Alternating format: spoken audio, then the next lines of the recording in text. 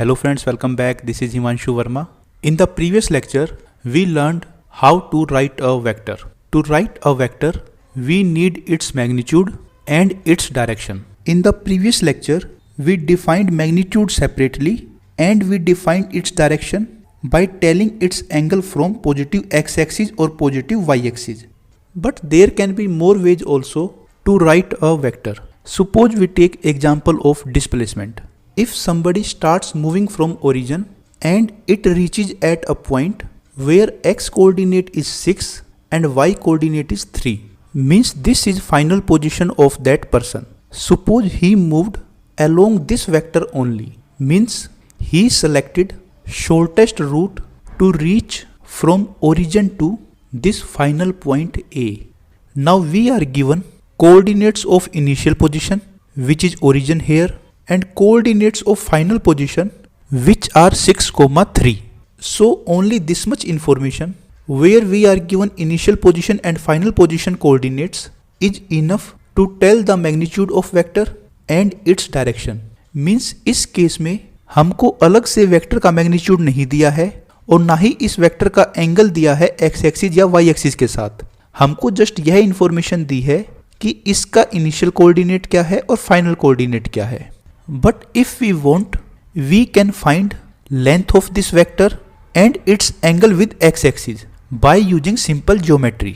But here, if we only want to write this vector, then we don't need to do that. Means we don't need to find its magnitude and its angle separately. The information which is given to us, means coordinates of initial position and final positions, that information is enough to write this vector.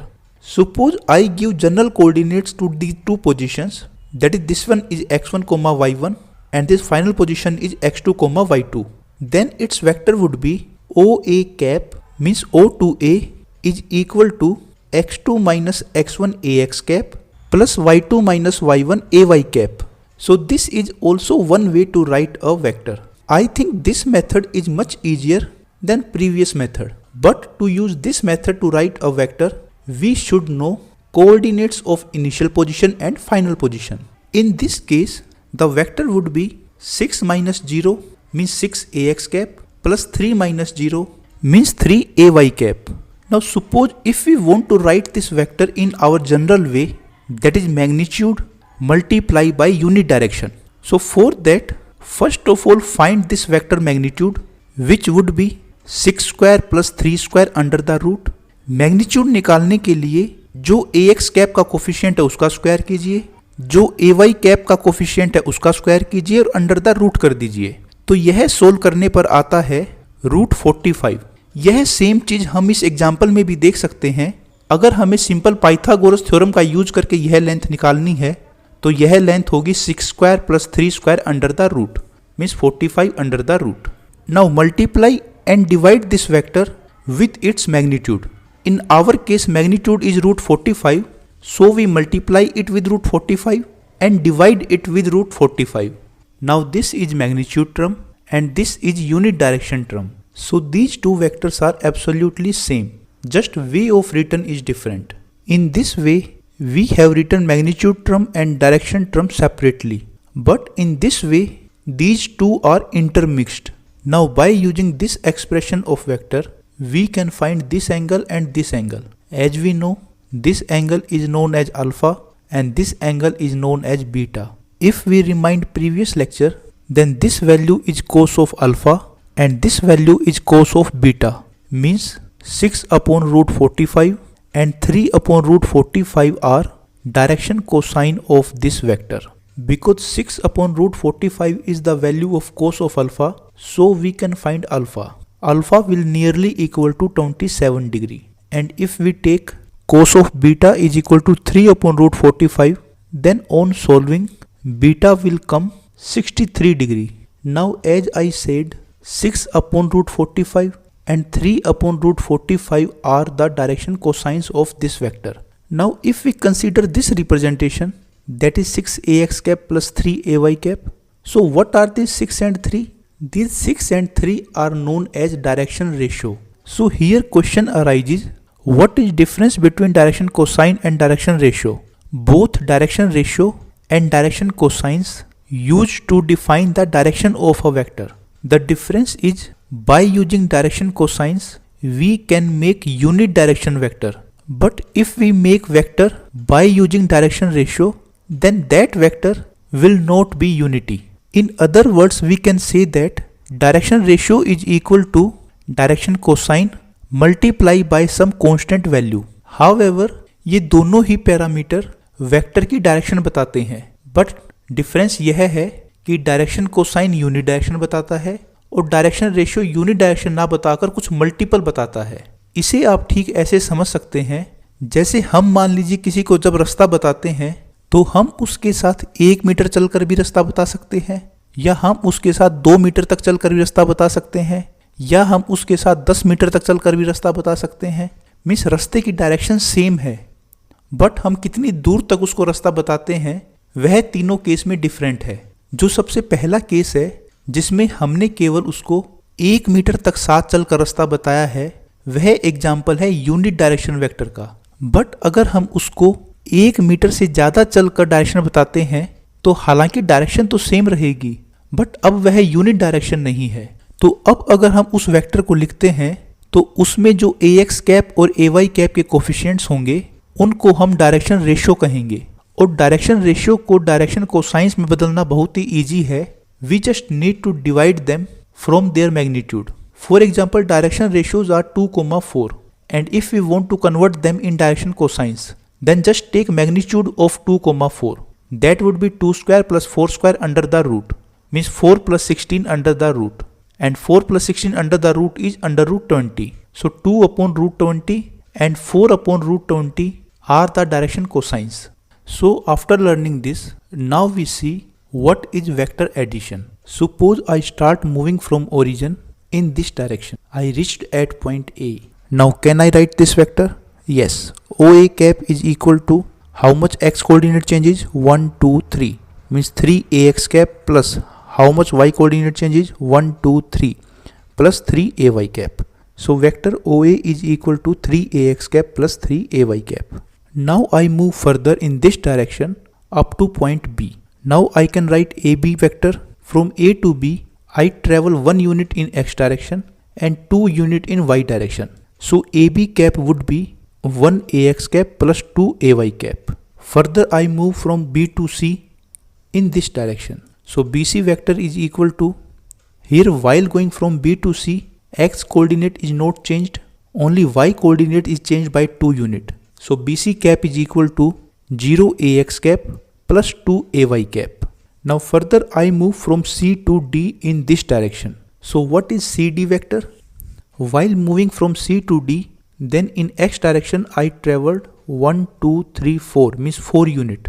But if we see carefully, now I am moving in negative x direction. So I will say I traveled minus 4 unit in x direction. What about y? For y 1, 2, 3. But here also I am moving downward and downward direction is negative y direction. So 3 unit I move downward. So minus 3ay cap. So CD vector would be minus 4ax cap minus 3ay cap. Means 4 unit में negative x में चला और 3 unit में negative y में चला.